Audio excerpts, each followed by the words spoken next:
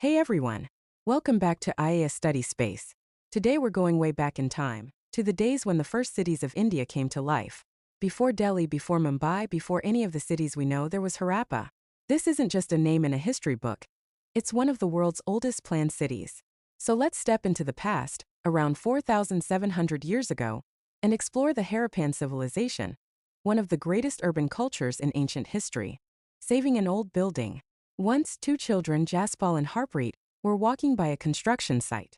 They noticed a group of people admiring an old, broken-down building. Someone said, "It's a historical building, we must preserve it." That got them thinking, why are old ruined buildings so important? That's how archaeologists felt when they found the ruins of Harappa.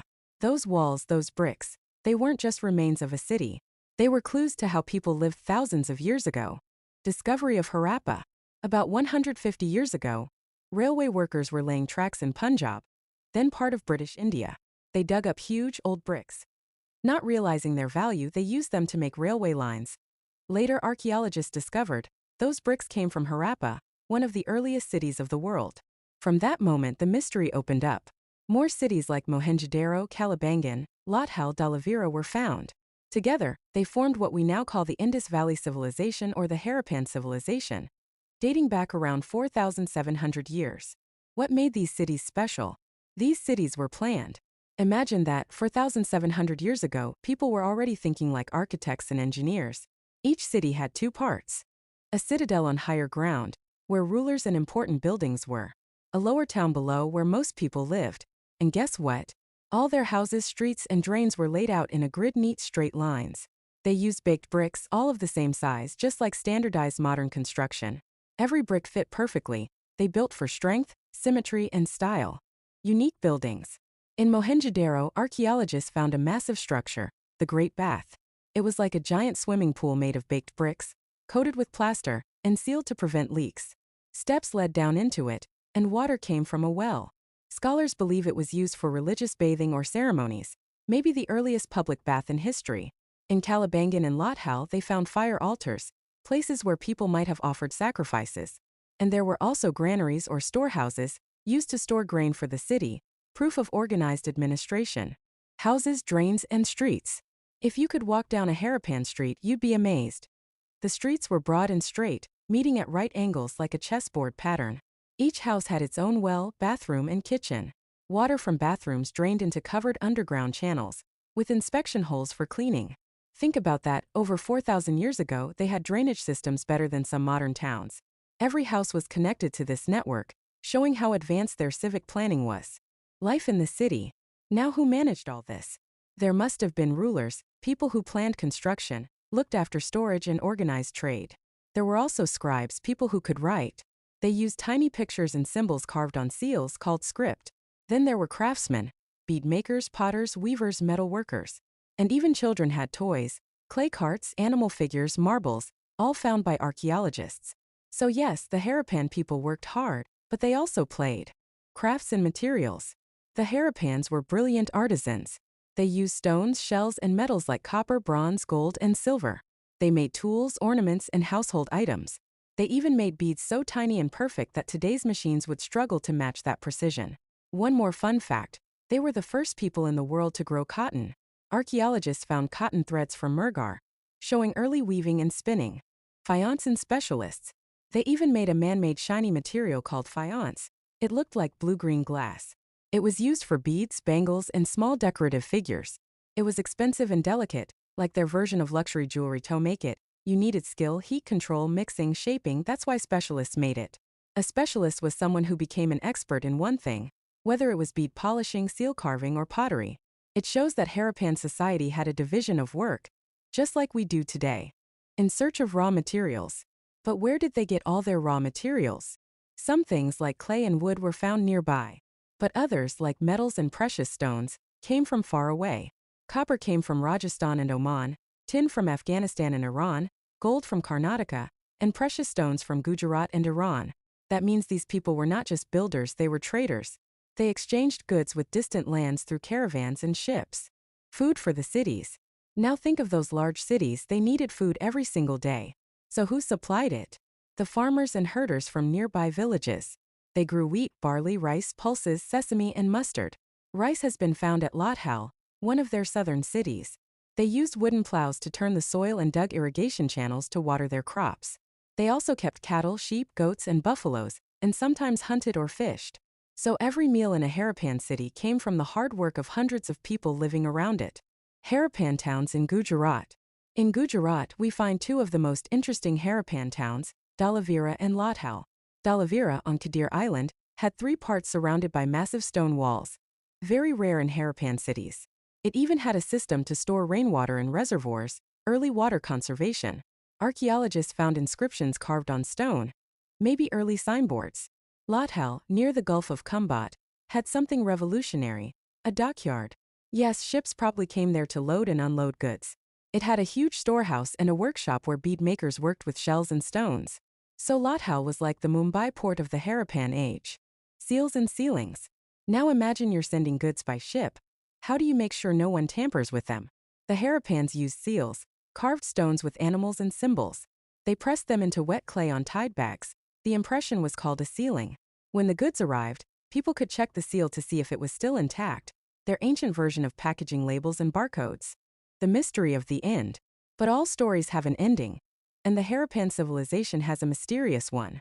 Around 3,900 years ago, people began leaving these cities. Trade stopped, writing disappeared, houses were abandoned. What happened? Maybe the rivers dried up, maybe there were floods, maybe deforestation ruined the land, or maybe rulers lost control.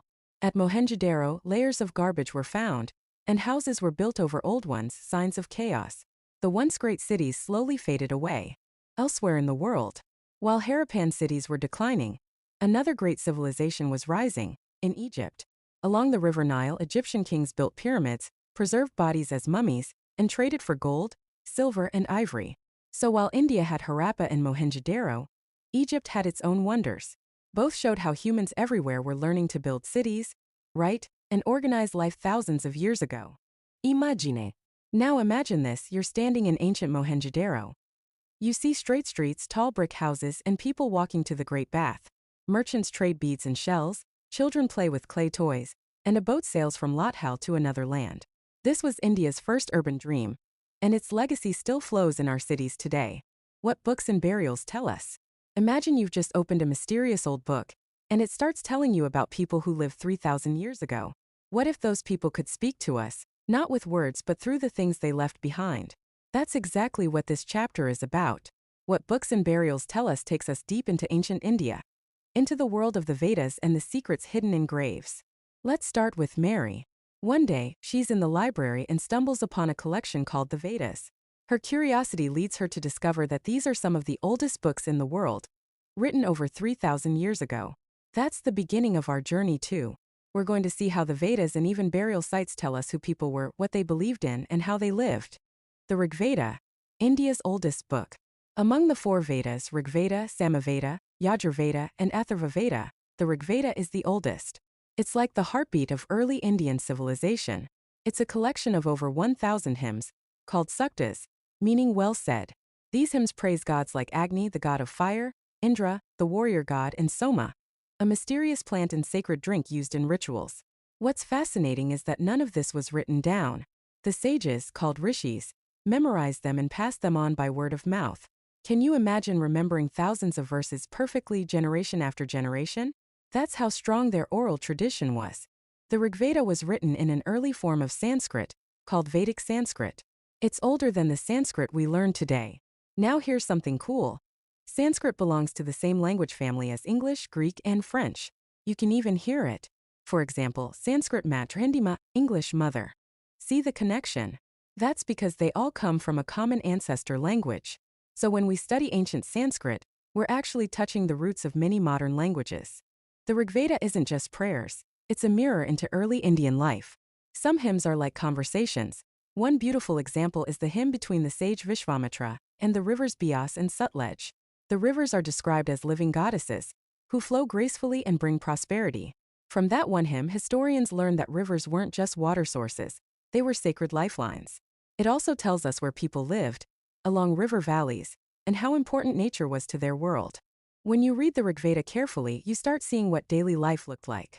People prayed for cattle, horses, and sons, Because wealth wasn't money, it was cattle. Wars were fought to capture cows and land, and warriors rode in horse-drawn chariots. The Raja or leader wasn't like a king with a palace and army. He was more like the head of a tribe, chosen by the people and leading them in battle or rituals. After wars, the wealth, cattle, grains, and goods was shared among the leader, priests, and the rest of the people. That's how simple but community-based their system was. People were grouped based on their work. Brahmins were priests who performed sacrifices, and Rajas were leaders. But there's something interesting. The Rigveda also mentions the Dasas and Dasyas, people who were different in language or customs and sometimes enslaved after wars. Society was not yet divided rigidly into castes, but the idea of social differences was beginning to form. The words Jana and Vish were used for tribes, so you had the Bharatjana, Purajana, etc. Imagine these as early Indian communities, each with its identity and leader. Now let's shift from books to burials, the megaliths. Mega means big and lith means stone. So, megaliths were large stone structures built over graves about 3,000 years ago. They've been found all across India, from the south in Karnataka and Tamil Nadu to the north in Kashmir. Under these stones, archaeologists have found skeletons buried with pots, tools, weapons, and ornaments.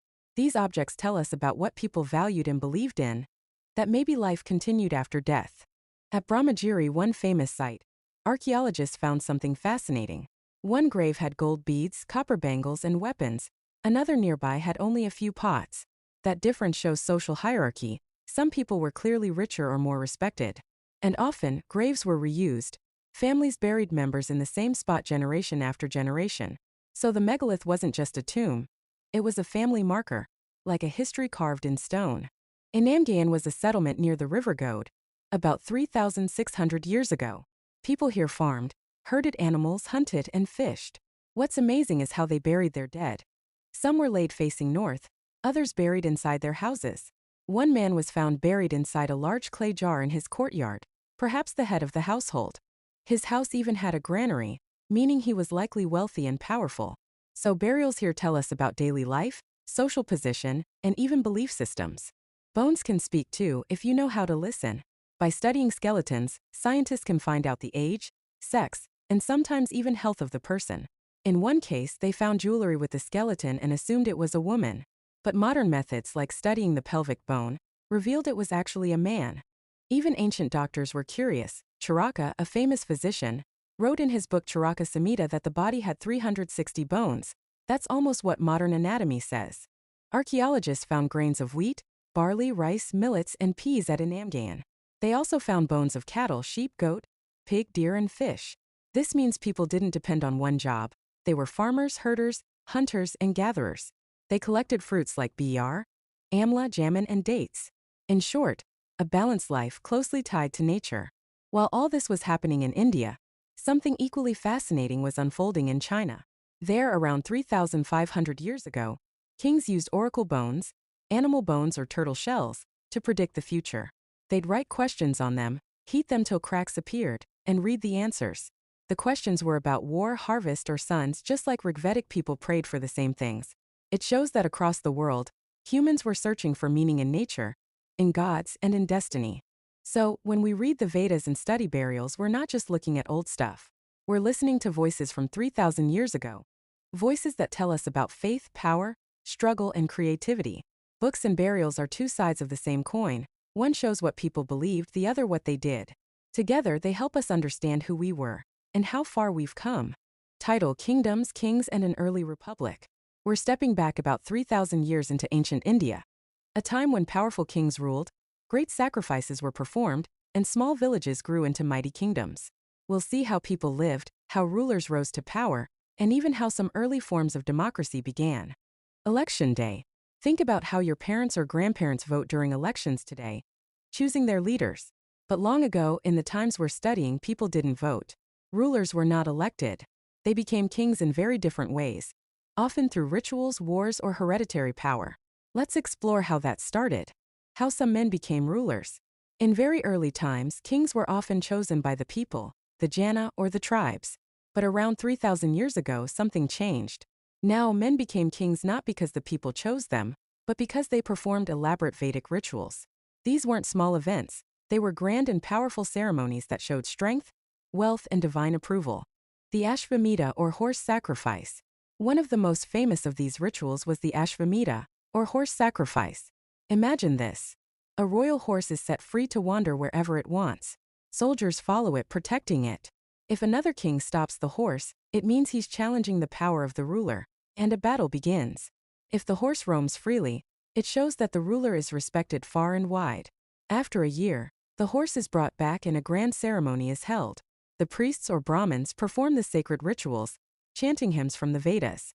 The Raja sits proudly, wearing fine garments, and other chiefs and people bring gifts as a sign of loyalty.